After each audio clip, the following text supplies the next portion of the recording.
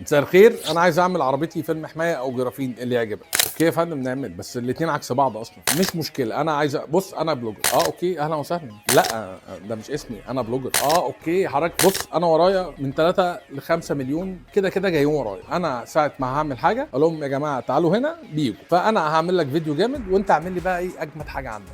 السياسه دي احنا مش بنتبعها، احنا بنتبع سياسه ثانيه، ان احنا نفهم العميل ايه الصح وايه الافضل، وبنعلمه كمان يعرف المظبوط عن المكشوف. احنا بنعتز بيه جدا لان هو في الغالب فاهم ايه الخدمه اللي بياخدها وحدودها فين، ولا بنأفور ولا بنحط اسماء مجهوله او بنعمل ويب سايت مجهول ونعمل براندنج الحاجه مش موجوده. وهي دي السياسه بتاعتنا، ان العميل فاهم فيريحني ويريح نفسه. لكن فكره، انا اسف، سياسه القطيع دي مش عندنا. انا مش مستني يجي لنا ال5 مليون بتوع حضرتك علشان حضرتك جيت عندنا. يعني انت مش عايز تعمل العربيه؟ لا، انا اعمل العربيه لحضرتك بس بعد ما اشرح لك وانت تعمل السيرش اللي انا بحكي عنه دايما في ايه ادمز، موضوع الكشاف الاشعه الفوق بنفسجيه. شوف عمره قد ايه، شوف انا كلامي صح ولا لا. لو حبيت تعمل فيديو انت هتعمله وانت مبسوط وهتتكلم من قلبك بجد على الجوده اللي انت لقيتها.